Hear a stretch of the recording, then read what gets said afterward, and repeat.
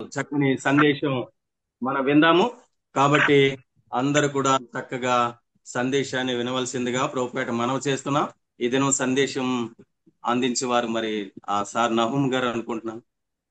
వారికి ఈ సమయాన్ని ఇస్తున్నాం. Praise lord sir. అండి.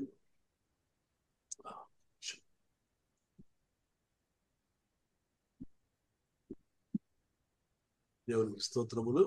చాలా సంతోషం. డేవిడ్ చిట్టి గారు చక్కగా మీరు ఇంతవరకు చక్కగా నడిపించారు. నిజంగా దేవునికి మహిమ కలుగును గాక. చాలా సంతోషము.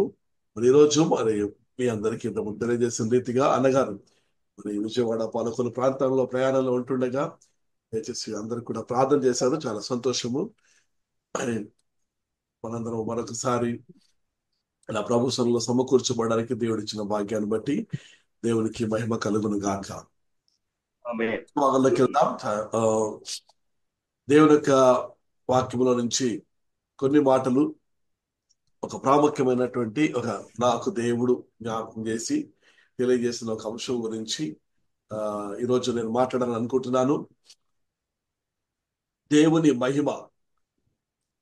ఆ దేవుని మహిమను చూడాలి, ఆ దేవుని మహిమను విశ్వసించాలి, ఆ దేవుని మహిమకు లోబడి స్పందించాలి.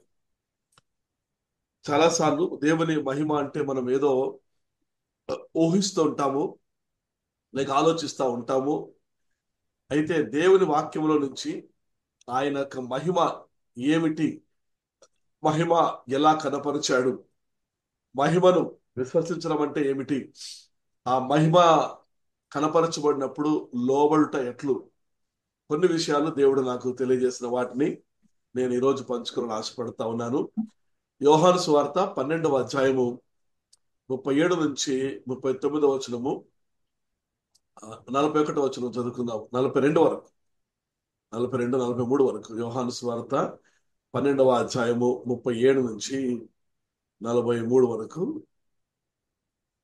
దయచేసి రిఫరెన్స్ వినిపించట్లేదు. వినబడట్లేదండి? అవును, స్పష్టం క్లియర్ సౌండ్స్ లో ఉంది. క్షమించాలి, ఒక్క నిమిషం నేను దీంట్లో లాగిన్ అవుతాను.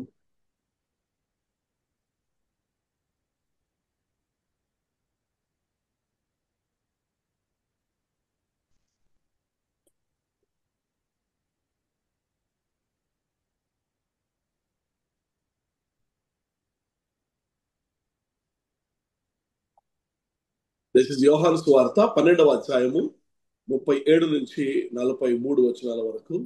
తర్వాత చదువుతాను దయచేసి. ఎందుకోసంటే నాకు రిఫరెన్స్లు చాలా ఉన్నాయి, మనకి సమయం తక్కువగా ఉంది కనుక. సరే, ఒకవేళ మీరు దీనిలో చూసినట్టయితే 37వ వచనం నుంచి యేసుప్రభు అన్నాడు, యేసు ఈ మాటలు చెప్పి వెళ్లి వారికి కనబడకుండా దాగి ఉండెను. ఆయన వారి ఎదుట ఇన్ని సూచక క్రియలు చేసినను వారు ఆయన యందు విశ్వాసం ఉంచరైరి. ప్రభువా, మా వర్తమానము నమ్మిన వాడెవడు? ప్రభు యొక్క బాహు ఎవరికి బయలుపరచబడనని ప్రవక్త అయిన యేషయా చెప్పిన వాక్యము నెరవేరినట్లు ఇది జరిగెను. ఇందుచేత వారు నమ్మలేకపోయేది. ఏలయనగా వారు కళ్ళతో చూచి హృదయంతో గ్రహించి మనసు మార్చుకొని నా వలన స్వస్థపరచబడకుండానట్లు ఆయన వారి కన్నులకు అంధత్వము కలగజేసి వారి హృదయము కఠినపరచునని యేషయా మరి ఒక చోట చెప్పాను. యేషయా ఆయన మహిమను చూచినందున ఆయన గూర్చి ఈ మాటలు చెప్పాను. ఆయనను అధికారులలో కూడా అనేకులు ఆయన విశ్వాసం ఉంచిరి, గాని సమాజంలో నుండి వెలివేయబడదేమో అని పరిశీలకు భయపడి వారు ఒప్పుకొనలేదు. వారు దేవుని మెప్పు కంటే మనుషుల మెప్పును ఎక్కువగా అపేక్షించిరి. ఇక్కడ మనం చూసినట్టయితే ఆయన వారి ఎదుట ఇన్ని సూచక క్రియలు చేసినను వారు ఆయన యందు విశ్వాసం ఉంచరైరి. రెండవది, దానికి తర్వాత వెంటనే ప్రభువా, మేము తెలియజేసిన సమాచారము ఎవడు నమ్మెనని యెషయా ప్రవక్త చెప్పిన మాటను అక్కడ యేసు ప్రభు వారు చెబుతా ఉన్నాడు. ఆ తర్వాత వారెందుకు నమ్మలేకపోయారు, ఎందుకు విశ్వసించలేకపోయారంటే ఆయన వారి కనులకు అంధత్వము కలగజేశాడు అని రాయబడింది. ఆ తర్వాత వెంటనే యేషయా ఆయన మహిమను చూచినందున ఆయన ఈ మాటలు రాశాడు అని చెప్తున్నాడు. అంతేకాదు చాలా మంది ఆ మహిమను చూస్తున్నారు కానీ ప్రజలకు భయపడి దాన్ని ఒప్పుకోవట్లేదు, దానికి లోబడట్లేదు. వారు మనుషుల మెప్పును కోరుతున్నారు కానీ దేవుణ్ణి మెప్పును కోరట్లేదు అని ఇదొక వాక్యం చెప్తాం. అంటే ఇక్కడ ఆయన సూచక క్రియలు వారి ఎదుట ఎన్ని చేసినా కూడా విశ్వాసం ఉంచలేదు. ఆ విశ్వాసం ఉంచిన దానిని, ఆ చేసిన క్రియలను గురించి అదే దేవుని మహిమ అని రాస్తూ, ఆ క్రియలను విశ్వసించని దానిని మహిమను విశ్వసించలేదని, ఆ క్రియలు విశ్వసించిన వాడు మహిమను చూసిన వాడు దాన్ని రాశాడని, దానికి మనందరూ తెలుసు. యెషయా ఆ మహిమను చూసి, ఆయన దేవుని కార్యములను చూసి లోబడి, యెషయా గ్రంథము 6వ అధ్యాయంలో మనందరూ తెలుసు, ఆయన వెంటనే స్పందించి, ప్రభువా నేను ఎవరిని పంపిదను, ఎవరు పోదురు నా కొరకని తెలియజేసినప్పుడు నేనున్నాను, నన్ను పంపమని అంటాడు. సో యెషయా దేవుని మహిమను చూచి ఆయన ప్రాయశ్చిత్తము పొంది ఆయన మాటకు లోబడి స్పందించి దేవుని పరిచయం కొరకు, దేవుని మహిమను వివరించడానికి, దేవుని సువార్త ప్రకటించడానికి వెళ్ళాడు అని మనం చూస్తూ ఉంటాం. కాబట్టి అసలు మహిమ అంటే ఏమిటి? ఇక్కడ ఆయన క్రియలను విశ్వసించకపోవడము, ఆయన క్రియలను నమ్మకపోవడము గురించి రాస్తూ, ఆ మహిమను చూచాడు కనుక ఆయన స్పందించాడని ప్రభు చెప్పాడు. దీనికి నేను వివరంగా చెప్తున్నాను. మోషే కూడా మనందరూ తెలుసు, ప్రభువా నీ మహిమను నాకు చూపమని అంటాడు. ఏంటి ఆయన మహిమను మనం ఆలోచించినట్టయితే, సంఖ్యాకాండము 14వ అధ్యాయం 21వ వచనములో, సంఖ్యాకాండము 14వ అధ్యాయము 21, 22 వచనాల్లో, అయితే నా జీవము తోడు భూమి అంతయు యెహోవా మహిమతో నిండుకొని ఉండును, నేను ఐగుప్తులోను అరణ్యములోను చేసిన సూచక క్రియలను నా మహిమను చూచిన ఈ మనుషులందరూ ఈ 10 మార్లు నా మాట వెనక నన్ను పరిశోధించింది. చూడండి, భూమి అంతా యెహోవా మహిమతో నిండి ఉంటుందని, ఆ మహిమను ఇశ్రాయేలులు ఐగుప్తులో నుంచి బయటకు వచ్చినప్పుడు చూశారని చెబుతూ, నేను ఐగుప్తులోను అరణ్యములోను చేసిన సూచక క్రియలను నా మహిమను, అనగా ఆ సూచక క్రియలే ఆయన యొక్క మహిమ. ఆయన మహిమ ఏమిటంటే ఆయన చేసేటువంటి సూచక క్రియలు, ఆయన చేసే కార్యములు, ఆయన చేసే ఆశ్చర్య కార్యములు, ఆయన చేసే ఆశ్చర్య కార్యములే ఆయన మహిమ. ఆ కార్యములే ఆయన మహిమను వివరిస్తుంది. ఆ కార్యములను చూసిన వాడు ఆయన మహిమను చూసిన వాడు. ఆ కార్యములు భూమి అంతటా ఆయన చేయడానికి ఇష్టపడుతున్నాడు. ఏంటి ఆ కార్యము? ఐగుప్తులో నుంచి బయటకు తీసుకురావడం అనేటువంటి ఆ రక్షణ కార్యము, ఆ విమోచన కార్యము. అందుకే చూడండి, 111వ కీర్తన 2-3 వచనాల్లో నేను ఒక వాక్యం చెబుతుంది. కీర్తనకాడు అంటాడు 111వ కీర్తన 2-3 వచనాల్లో, యెహోవా క్రియలు గొప్పవి, వాటి యందు ఇష్టము గల వారందరూ వాటిని వివరించుదురు, ఆయన కార్యము మహిమా ప్రభావము గలది. ఆయన కార్యము మహిమా ప్రభావము గలది. ఆ కార్యమే మహిమ, ఆ కార్యములే దేవుని మహిమ. ఆ కార్యములు అనగా దేవుని మహిమను వారు చూశారు. ఆ కార్యమును నమ్మిన వాడు దేవుని మహిమను నమ్ముతాడు. ఆ దేవుని మహిమ నమ్మిన వాడు ఆయన కార్యమునందు విశ్వాసం ఉంచి, ఆయన చేసిన కార్యాలను అంగీకరించి ఆ వాటికి లోబడి స్పందిస్తాడు, వాటిని నమ్ముతాడు అని ఇక్కడ మనం చూడవచ్చు. అందుకే ఆయన నా మహిమ భూమి అంతా కూడా నిండి ఉండునని చెప్పి నేను చేసిన కార్యాలు అంటాడు. ఇంకొక మాట నేను వివరిస్తాను. ద్వితీయోపదేశ కాండము 3వ అధ్యాయము 23-24 వచనాల్లో, ద్వితీయోపదేశ కాండము 3వ అధ్యాయము 23-24 వచనాల్లో అక్కడ మోషే అంటాడు, మరియు ఆ కాలమున నేను యెహోవా ప్రభువా నీ మహిమను నీ బాహుబలమును నీ దాసునికి కనపరచ మొదలు పెట్టి ఉన్నావు. ఆకాశమందే గాని భూమి అందే గాని నీవు చేయి క్రియలను చేయగల దేవుడెవడు? నీవు చూపు పరాక్రమమును చూపగల దేవుడెవడు? చూడండి, నీ మహిమను చూప మొదలు పెట్టావు, నీ మహిమను కనపరచ మొదలు పెట్టావు అని చెప్పి దాని గురించి వివరిస్తూ ఆయన అంటున్నాడు, ఆకాశమందు భూమి అందు నువ్వు చేస్తున్న క్రియలే కదా, ఆ పరాక్రమ కార్యములే కదా, ఆ కార్యములే నీ మహిమను వివరించాయి. ఇప్పుడు నీ మహిమను కనపరచ మొదలు పెట్టావు, అనగా ఇప్పటి నుంచి నీ అద్భుతమైన కార్యాలను చేస్తూ వచ్చావు అని మోషే తెలియజేస్తా ఉన్నాడు. కాబట్టి దేవుడు చేసిన కార్యములే మహిమయున్నవి. ఆ కార్యమును చూసిన వాడు దేవుని మహిమను చూస్తున్నాడు. కానీ ఆ కార్యమును చూసి కూడా చాలా మంది నమ్మట్లేదు, విశ్వసించట్లేదు. కార్యములను విశ్వసించని వాడు దేవుని మహిమను విశ్వసించట్లేదు. అంతేకాదు, ఆ విశ్వసించకున్నట్లు వారు అంధత్వములో ఉన్నారని, వారి కళ్ళకు అంధత్వము కలుగజేశారని, వారి హృదయము కఠినపరచబడిందని, ఎందుకు ఆ మహిమను వివరించలేకపోతున్నారు, కార్యాలు చూసి కూడా గ్రహించలేకపోతున్నారు అంటే వారు మనుషులకు భయపడుతున్నారని, లేక దేవుని మెప్పు కోరకుండా మనుషుల మెప్పును కోరుతున్నారని దేవుని యొక్క వాక్యం సెలవిస్తా ఉంది. కనుక ఈ రోజు మన జీవితంలో కూడా ఎన్నోసార్లు దేవుని యొక్క కార్యాలు మనం చూస్తున్నామంటే అర్థం ఏంటంటే ఆ దేవుని మహిమను మనము చూస్తున్నాం. ఆ మహిమ గల కార్యాలే దేవుని మహిమను వివరిస్తా ఉన్నాయి. ఆ కార్యములు అతి ప్రాముఖ్యంగా మొట్టమొదటి కార్యము దేవుడు చేసింది ఏంటంటే ఆయన ఐగుప్తులో నుంచి వారిని విమోచించడము, అనగా పాపము నుంచి విమోచించడము, అనగా రక్షణ కలగజేయడము. అందుకే లేవియా కాండము 9వ అధ్యాయము 26వ వచనంలో మనం చూసినట్టయితే, దయచేసి నేను సమయం తక్కువగా ఉంది కనుక పరుగు తీస్తున్నాను, మీరందరూ దైవజనులే కాబట్టి నన్ను ఫాలో అయ్యి అర్థం చేసుకుంటారని నేను నమ్ముతున్నాను. లేవియా కాండము 9వ అధ్యాయము 6, 7, 8, 9 వచనంలో చూసినట్టయితే, మోషే మీరు చేయవలనని యెహోవా ఆజ్ఞాపించినది ఇదే, అట్లు చేయుడి, అప్పుడు యెహోవా మహిమ మీకు కనబడును. దేవుడు చెయ్యమని ఆజ్ఞాపించింది ఇదే, అలాగు చేయండి, అలాగు చేస్తే దేవుని మహిమ మీకు కనబడుతుంది అన్నాడు. ఏం చేయమన్నాడు?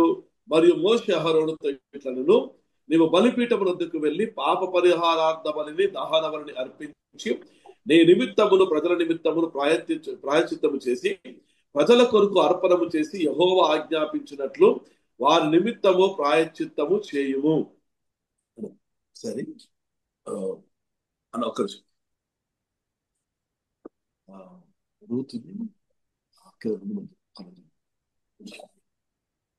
చూడండి, పాప పరిహారార్థమైన దహన బలి అర్పించిన నిమిత్తము ప్రజల నిమిత్తం ప్రాయశ్చిత్తము చేసి ప్రజల కొరకు అర్పణం చేసి యెహోవా ఆజ్ఞాపించినట్లు వారి నిమిత్తం ప్రాయశ్చిత్తము చేయము. కాబట్టి అహరోను బలిపీఠం దగ్గరికి వెళ్లి తన కొరకు పాప పరిహారార్థ బలిగా ఒక దూడను వధించు. 23వ వచనములో, దయచేసి లేవియా కాండము 9వ అధ్యాయము 23వ వచనములో, మోషే అహరోను ప్రత్యక్షపు గుడారంలోనికి పోయి వెలుపలికి వచ్చి ప్రజలను దీవింపగా యెహోవా మహిమ ప్రజలకందరికి కనబడెను. యెహోవా సన్నిధి నుండి అగ్ని బయలు వెళ్లి బలిపీఠం మీదనున్న దహన బలి ద్రవ్యమును క్రొవ్వును కాల్చివేసెను. ప్రజలందరూ దాన్ని చూచి ఉత్సాహదన చేసి సాగిలపడిరి. అనగా అర్థం ఏమిటంటే దేవుడు ఆజ్ఞాపించింది చెయ్యండి, అప్పుడు దేవుని మహిమ మీకు కనబడుతుంది అన్నాడు. ఏమి చేయమన్నాడు? పాప పరిహారార్థ బలి, దహన బలి అర్పించమన్నాడు. ఎప్పుడైతే అహరోను అర్పించాడో అప్పుడు దేవుడు వాటిని అంగీకరించి బలిపీఠం మీద ఉన్నటువంటి దహన బలి ద్రవ్యమును అలాగే క్రొవ్వును కాల్చివేశాడు. అప్పుడు ప్రజలకందరికీ దేవుని మహిమ కనబడింది. ఆ కార్యాన్ని బట్టి ప్రజలందరూ కూడా ఉత్సాహదన చేసి సాగిల పడ్డారు అని దేవుని యొక్క వాక్యం సెలవిస్తా ఉంది. అంటే దేవుడు వారందరినీ వారి నిమిత్తం అర్పించబడినటువంటి పాప పరిహారార్థ బలి, దహన బలి అంగీకరించబడమే, వారిని విమోచించడమే, వారిని రక్షించడమే దేవుని మహిమయున్నది. అప్పుడు ఆ మహిమను చూశారని రాబడింది. ఏం చూశారు? వారు అర్పించినటువంటి బలి అర్పణ దేవుడు అంగీకరించి వాటిని దహించడము చూశారు. అంగీకరించబడడం చూసినప్పుడు ఆ మహిమను చూసి వారందరూ కూడా సంతోషించారని రాబడింది. అంటే ఈరోజు మనము దేవుని యొక్క రక్షణ చూస్తున్నామంటే, దేవుని రక్షణ పొందుకున్నామంటే ఆ మహిమను పొందుకున్న వారమై ఉన్నాము. దేవుడు మనం అంగీకరించి ఆ విమోచన కార్యము చేశాడంటే ఆయన తన మహిమ గల కార్యాన్ని చేశాడు. ఆయన మహిమ ఆయన ఇచ్చిన రక్షణలోనే ఉన్నది. ఆయన మనం అంగీకరించి పాప పరిహారార్థ బలి చేయబడంలోనే ఉన్నదని ఈ వాక్యం ద్వారా మనకు అర్థమవుతా ఉంది. దేవుని మహిమ అనేవి దేవుని కార్యాలు అనేవి ముందు చెప్పారు. అందుకే నీ మహిమను, నీ బాహుబలమును నీ దాసునికి కనపరచ మొదలుపెట్టున్నావు, నీవు చేయు క్రియలు చేయగలవాడెవడు? నువ్వు చూపు పరాక్రమ కార్యములు చూపగలవాడెవడు? ఆ పరాక్రమ కార్యములు, ఆశ్చర్య కార్యములు, లేక దేవుని యొక్క మహిమ గల కార్యములే దేవుని మహిమ అయి ఉన్నదని మనకు అర్థమవుతా ఉంది. ఆ కార్యములు మొట్టమొదటిగా వారిని ఐగుప్తులో నుంచి విమోచించడము, వారి పాప పరిహార దహన బలి అర్పణను అంగీకరించడము, వారిని విమోచించడము. రెండవది చూడండి, నిర్గమాకాండము 16వ అధ్యాయము 7వ వచనములో, యెహోవా మీద మీరు సనిగిన సనుగులను ఆయన వినుచున్నాడు, ఉదయమున మీరు యెహోవా మహిమను చూచెదరు అన్నాడు. మేమే పాటి వారము, మా మీద ఎందుకు సనుగుతున్నారు? రేపు ఉదయము దేవుని మహిమను చూస్తారు, ఎందుకు మీరు సనుగుతున్నారు అన్నాడు. ఏం చూశారు వాళ్ళు? 10వ వచనములో, అట్లు అహరోను ఇశ్రాయేళ్ల సర్వ సమాజముతో మాట్లాడుచుండగా వారు అరణ్యము వైపు చూచుని, అప్పుడు యెహోవా మహిమ ఆ మేఘములో వారికి కనబడెను. అప్పుడు యెహోవా మోషేతో ఇట్లనెను, నేను ఇశ్రాయేళ్ల సనుగులను వింటిని, నీవు సాయంకాలమున మీరు మాంసము తిందురు, ఉదయమున ఆహారము చేత తృప్తి పొందుదురు, అప్పుడు మీ దేవుడనైన యెహోవాను నేనే అని మీరు తెలుసుకుందరని వారితో చెప్పమనెను. కాగా సాయంకాలమున పూరేడులు వచ్చి వారి పాలమును కప్పెను, ఉదయమున మంచు వారి పాలము చుట్టూ పడి ఉండెను. పడిన ఆ మంచు ఎగిరిపోయిన తర్వాత నూగు మంచు వలె సన్నని కరములు అరణ్య భూమి మీద కనబడెను. 15వ వచనంలో, ఇశ్రాయేలు దాన్ని చూసినప్పుడు అది ఏమని తెలియక ఇది ఏమని ఒకరితో ఒకరు చెప్పుకుంది. చూడు, ఉదయమున దేవుని మహిమను చూతురని మోషే చెప్పాడు, ఆ దేవుడు చెప్పాడు. ఏం చూశారు ఉదయం అంటే? ఆకాశం నుంచి మన్నా కురవడము, ఆకాశం నుంచి పూరేళ్లు కురవడము, ఆకాశం నుంచి మంచు పాలము చుట్టూ పడి ఉండడం వారు చూశారు. అనగా దేవుడు అరణ్యములో వారికి ఇచ్చిన ఆహారమే దేవుని యొక్క మహిమను చూడమని ఇక్కడ మనకు అర్థమవుతా ఉంది. కనుక ఉదయమున మీ సరిగింది దేనికోసమో? ఆహారం కోసమే సరిగారు, నీళ్ల కోసమే సరిగారు, తర్వాత చాలాసార్లు మాంసం కోసం సరిగారు. అప్పుడు అది వారికి ఇచ్చినప్పుడు అది మహిమ అని చెబుతూ వస్తున్నాడు. ఉదయమున మీరు మహిమను చూస్తారు. ఏంటా మహిమ?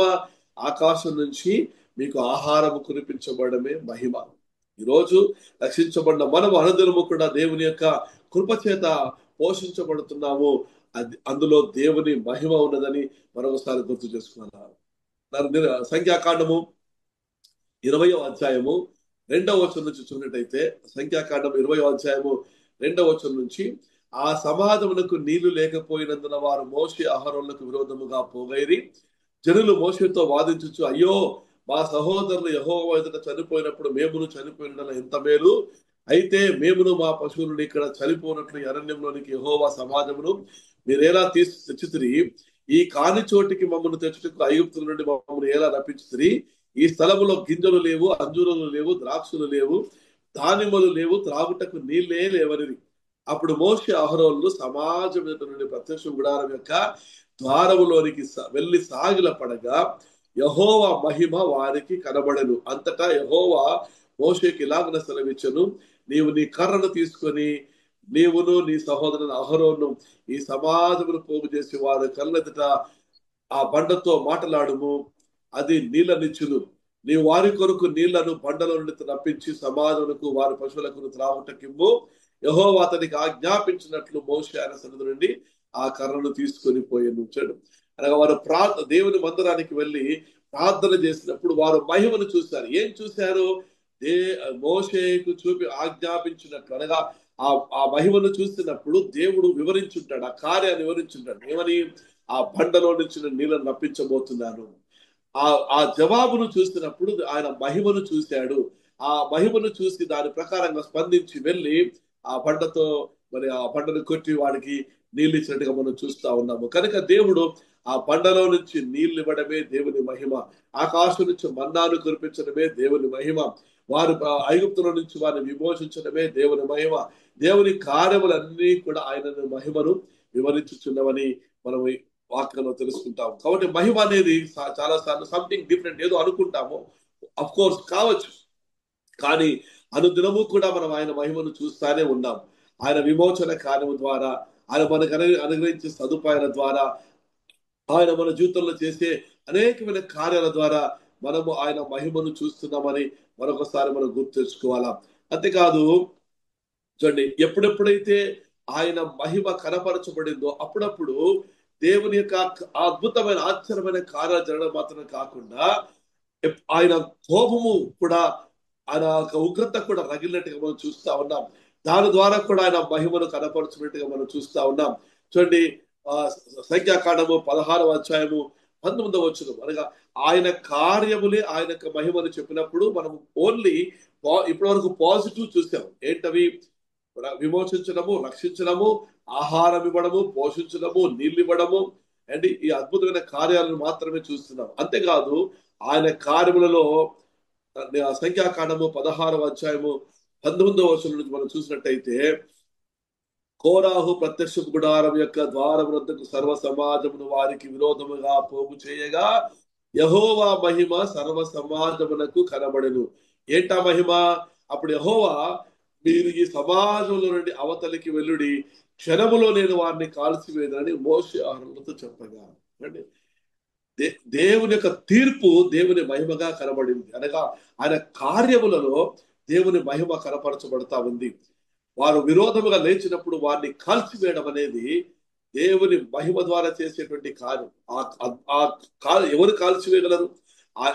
అలాంటి భీకరమైన కార్యం ఎవరు చేయగలరు? ఆయన మహిమ అట్టి కార్యాన్ని చేసింది. 16వ అధ్యాయము 42వ వచనంలో కూడా ఆ మాట రాబడి ఉంటుంది. చూడండి, సమాజము మోషే అహరోనులకు విరోధముగా కూడెను, వారు ప్రత్యక్షపు గుడారం వైపు తిరిగి చూడగా ఆ మేఘము దాన్ని కమ్మెను, యెహోవా మహిమయు కనబడెను.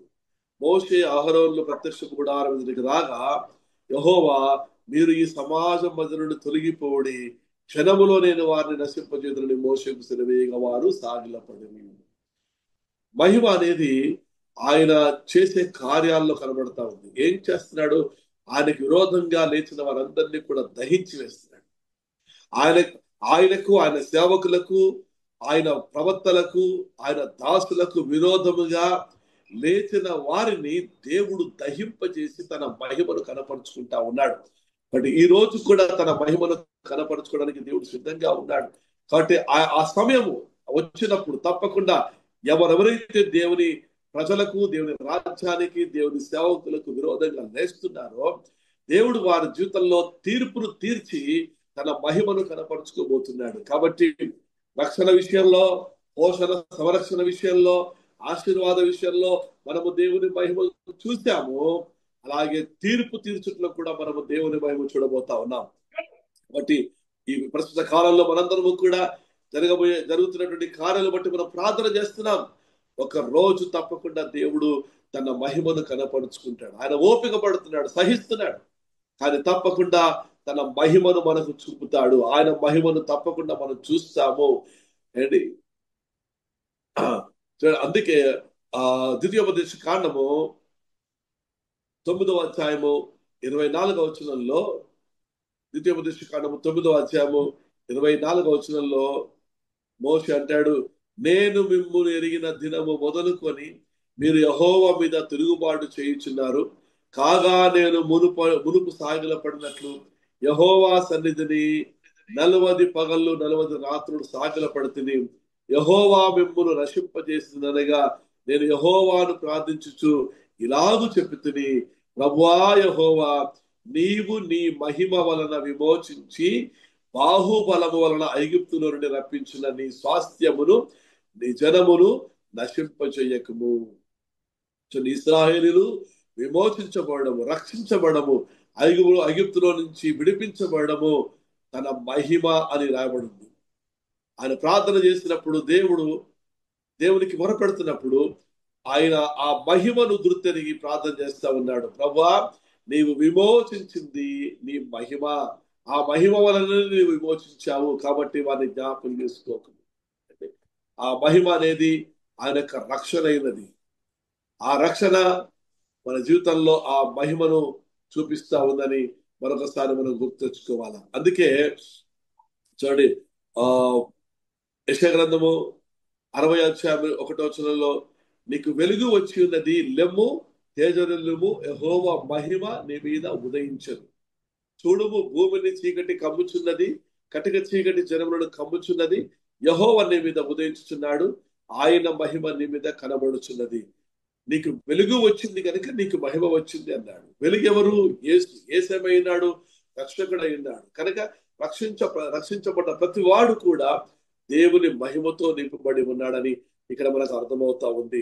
ఆ మహిమ మన మీద ఉదయిస్తా ఉంది, ఆ రక్షణ మన మీద ఉదయిస్తా ఉంది, ఆ యేసు మన మీద ఉదయిస్తా ఉన్నాడు. అంతేకాకుండా వివరణగా ఇంకొక మాట, మొదటి దినవృత్తాంతముల గ్రంథము 16వ అధ్యాయము 23-24 వచనాలు. మొదటి దినవృత్తాంతములు 16వ అధ్యాయము 23-24 వచనాల్లో, సర్వ భూజనులారా యెహోవాను సన్నుతించుడి, అనుదినము ఆయన రక్షణను ప్రకటించుడి, అన్యజనులలో ఆయన మహిమను ప్రచురించుడి, సమస్త జనములలో ఆయన ఆశ్చర్య కార్యములను ప్రచురించుడి. చూడండి, ఇక్కడ భక్తుడు రాస్తూ దేవుని రక్షణను ప్రచురించుడి అన్నాడు, ప్రకటించుడి అన్నాడు, మహిమను ప్రచురించుడి అన్నాడు. మహిమను ఎలా ప్రకటిస్తాము, మనము ఎలా ప్రచురిస్తాము? ఆయన రక్షణను ప్రచురించడమే దేవుని మహిమను ప్రచురించడం. ఆయన సమస్త జనములలో ఆయన ఆశ్చర్య కార్యములను ప్రచురించుడి అనగా ఆయన కార్యములను ప్రచురించడమే దేవుని మహిమను ప్రచురించడం. ఆయన కార్యములను చూసినవాడు, ఆయన కార్యములను నమ్మినవాడు దేవుని మహిమను చూసి ఉన్నాడు. ఆయన ఆ మహిమను చూసినవాడు, దాన్ని నమ్మినవాడు ఆయన మహిమను వివరిస్తా ఉన్నాడు, ఆయన కార్యములను వివరిస్తా ఉన్నాడు, ఆయన రక్షణను ప్రకటిస్తా ఉన్నాడు. అందుకే యేసు ప్రభువు అన్నాడు, నేను అనేకమైన ఆశ్చర్యకార్యాలు మీ మధ్య చేశాను, అనేక సూచక్రియలను నీకు చేశాను, కానీ మీరు దాని విశ్వాసం ఉంచట్లేదు, దాన్ని నమ్మట్లేదు. అవి నా మహిమను వివరిస్తా ఉన్నాయి. వాటిని ఎందుకు విశ్వాసం ఉంచడం ద్వారా నా మహిమను నమ్ముతున్నారు. దానికి లోబడి దాన్ని ప్రకటించాల్సింది. యెషయా ఆ మహిమను చూశాడు కనుక దాన్ని ప్రకటించడానికి నన్ను పంపు ప్రభువా అన్నాడు. ప్రాయశ్చిత్తం పొందాడు, పాప క్షమాపణ పొందాడు, పెదవులు కాల్చబడ్డాయి, పాపం ఒప్పుకున్నాడు, పశ్చాత్తాపడ్డాడు, రక్షించబడ్డాడు. దాన్ని వివరించడానికి ఎవడూ కనబడకపోతే నన్ను పంపు ప్రభువా అన్నాడు.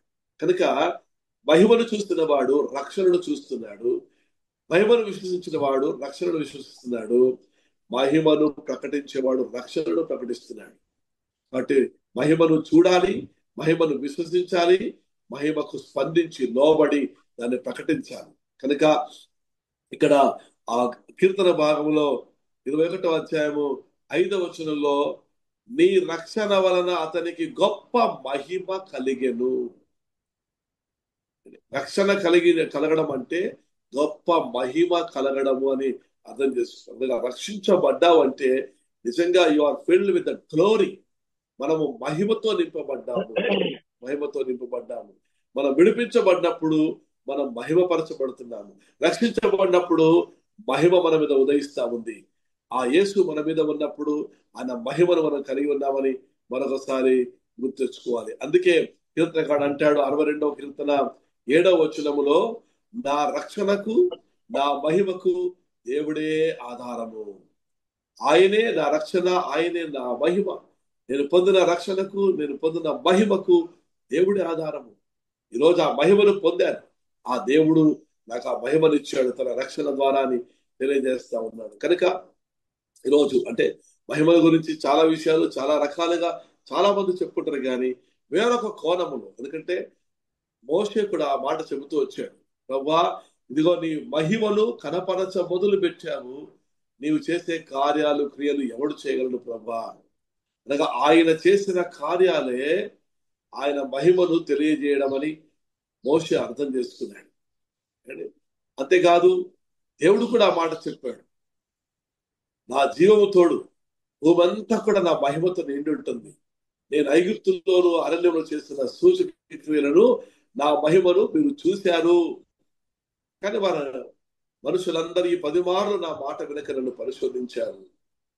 నా క్రియలే నా మహిమను వివరిస్తా ఉన్నాయి, నా కార్యమే మహిమా ప్రభావం గలది.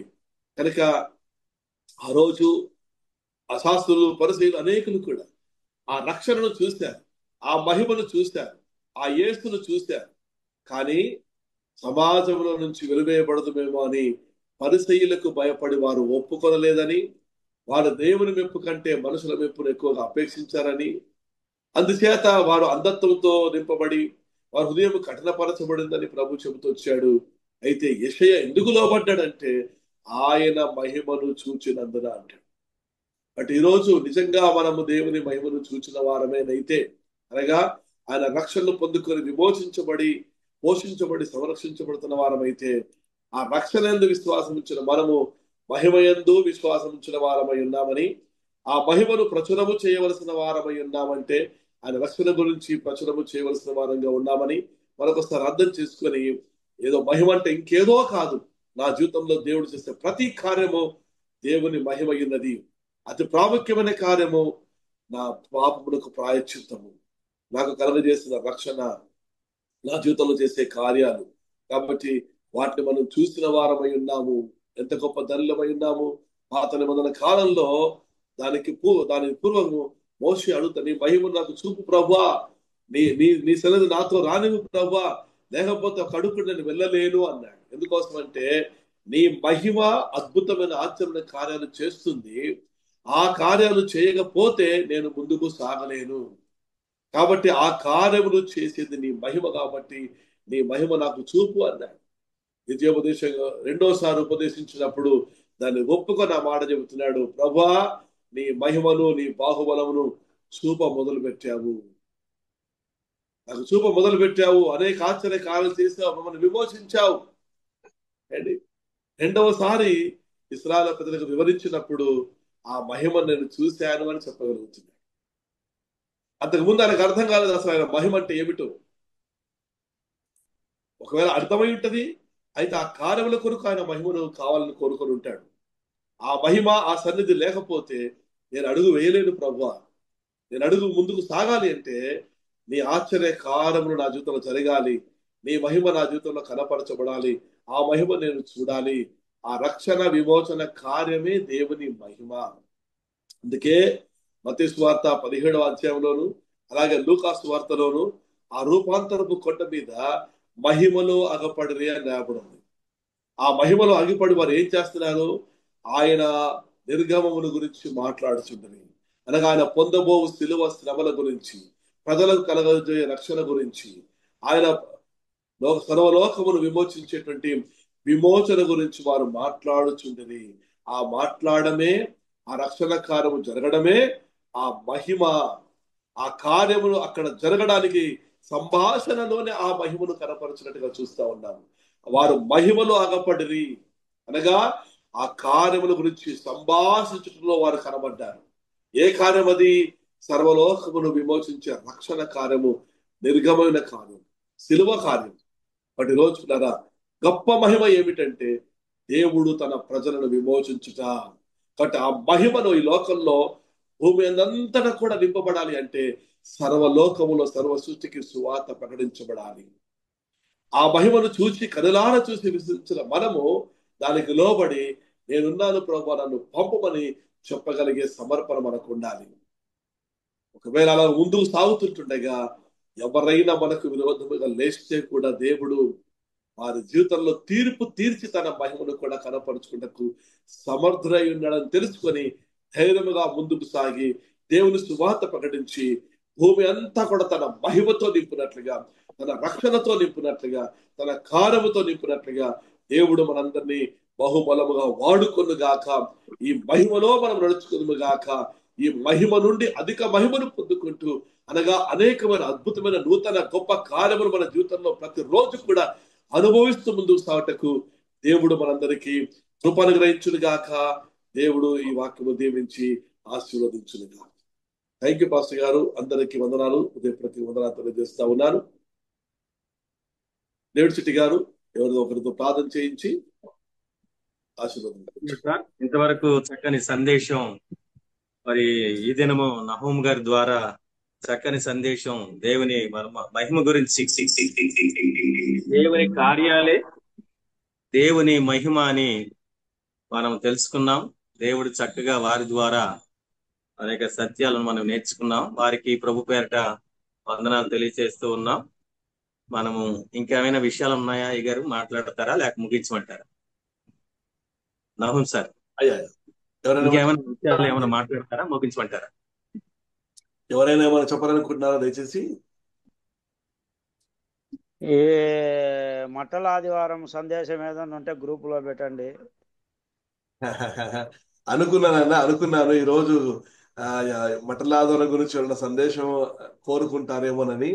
కానీ యథావిధిగా ప్రతి ఇదే కదా మనకి. అలా వాస్తవానికి వినోద్ కుమార్ గారే చాలా మంచి ప్రిపరేషన్ చేస్తారు. అబ్బా. అవన్నీ పాత కొత్తదనం కావాలా.